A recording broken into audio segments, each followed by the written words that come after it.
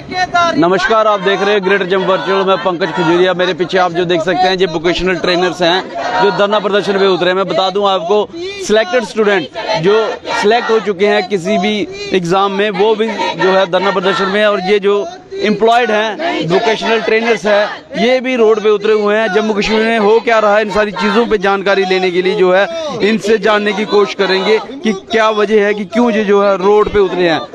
Ma'am, क्या कहेंगे जिस प्रकार से आप जो है वो रिमूव करने की बात की जा रही है और पॉलिसी फ्रेमवर्क की बात की जा रही है, लेकिन आप तो ऑलरेडी एम्प्लॉयड हैं। सर, हम ऑलरेडी एम्प्लॉयड तो हैं, बट हम कंपनियों के सताए हुए हैं। एक तरह से हम ये बोल सकते हैं, कंपनीज क्या कर रही हैं, हमें जस्ट हरास करती हैं। उनका कोई भी रोल हमारी वोकेशनल एजुकेशन में नहीं है। जस्ट उन्होंने हमें क्या किया था, क्या कंपनी है और क्या हरास कर रही है?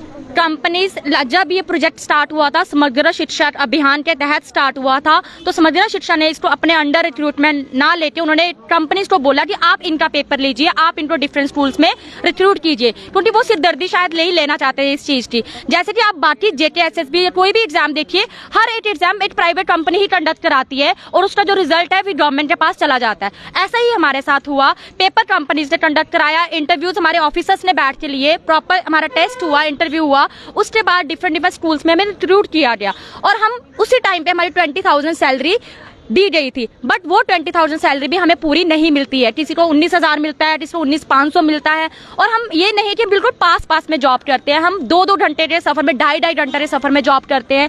फार फ्लंग एरियाज में हमारे स्कूल हैं और हम बच्चों को स्किल एजुकेशन दे रहे हैं, हम वोकेशनल एजुकेशन दे रहे हैं। वो क्या वोकेशनल एजुकेशन है? व्यूज जानना चाहते हैं कि जम्मू कश्मीर के अंदर एजुकेशन इंफ्रास्ट्रक्चर में कौन कौन सी वोकेशनल एजुकेशन? वोकेशनल एजुकेशन होते हैं एक्स्ट्रा स्किल्स प्रोवाइड करना।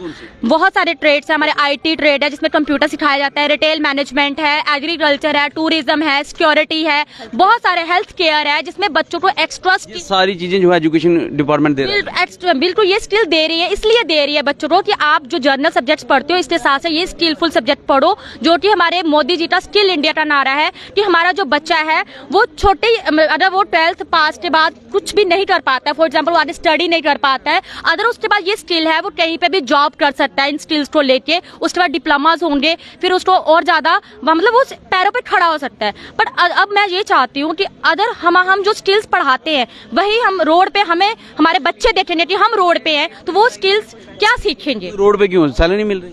सैलरी हमें 6-6 महीने नहीं मिलती है, 4-4 महीने नहीं मिलती है, कोई टाइम नहीं है सैलरी। कंपनीज का नाम लिया आपने, प्राइवेट फर्म्स का, उनका क्या रोल है?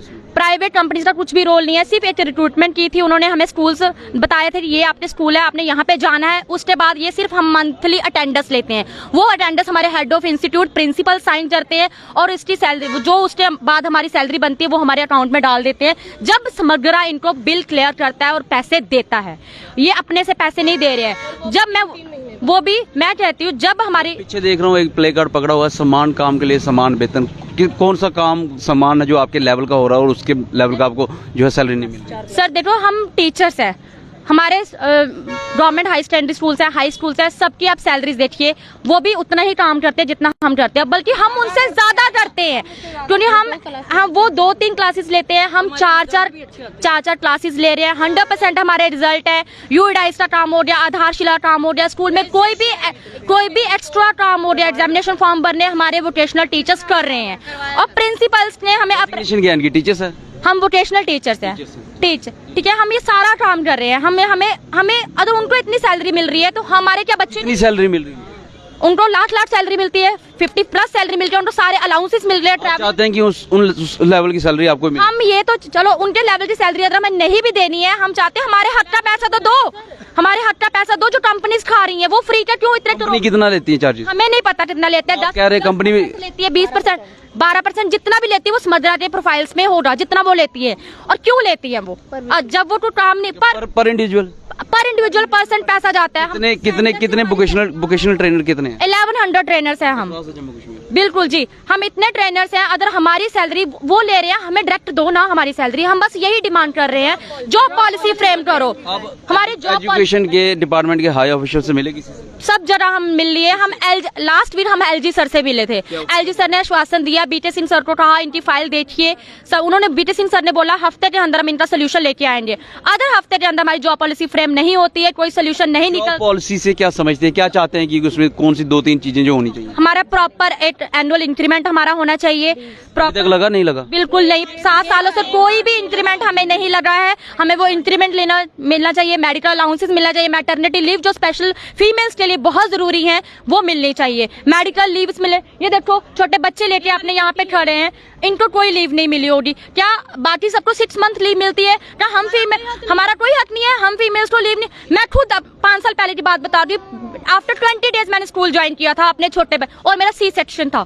सी सेक्शन के बाद मैंने 20 डेज में स्कूल ज्वाइन किया। क्या गवर्नमेंट को ये नहीं लगता कि इन फीमेल्स को 6-6 महीने की लीव मिलनी चाहिए? और अगर हमें वो 20 डेज की लीव मिली भी है, वो भी विदाउट सैलरी मिली है, उसकी सैलरी हमें नहीं दी गई और कहते हैं अपनी जरा दूसरा बंदा लेके आओ जो यहाँ पे पढ़ाएगा। हाँ, और जो हाँ, तो ये इतनी हरासमेंट हमें ये करते हैं। अभी भी कंपनीज क्या कर रही है, हमें टर्मिनेट का नोटिस भेज रही है, मेल्स भेज रही है, प्रिंसिपल्स को कॉल कर रही हैं कि आप स्कूल में आओ। हम क्यों स्कूल में जाएं? जब तक हमारी डिमांड्स फुलफिल नहीं होती हम स्कूल नहीं जाएंगे। हम यहीं पे बैठे हैं, रोड पे बैठे हैं। तो मसला जो है वो आपने समझ ही लिया होगा किस प्रकार से है। यहाँ पे वोकेशनल ट्रेनर्स हैं लगभग 1100 के करीब अक्रॉस द जम्मू कश्मीर, और जिस तरीके से वुमेन्स को मैटरनिटी लीव मिलती है, इनको कोई लीव नहीं मिली है, डिमांड कर रहे हैं इनकी लीव मिलनी चाहिए। इसके साथ साथ कोई इंक्रीमेंट नहीं लगा। प्रत्येक एम्प्लॉयज़ को जो है हर साल के बाद जो है इंक्रीमेंट लगता है, पिछले 7 साल से कोई इंक्रीमेंट लगा, जिसके चलते जो है इनको नुकसान हो रहा है और चाहते हैं कि इनकी सैलरी जो है बाकी टीचर्स के बनस्पत जो है एट पार एक्सीलेंस होनी चाहिए।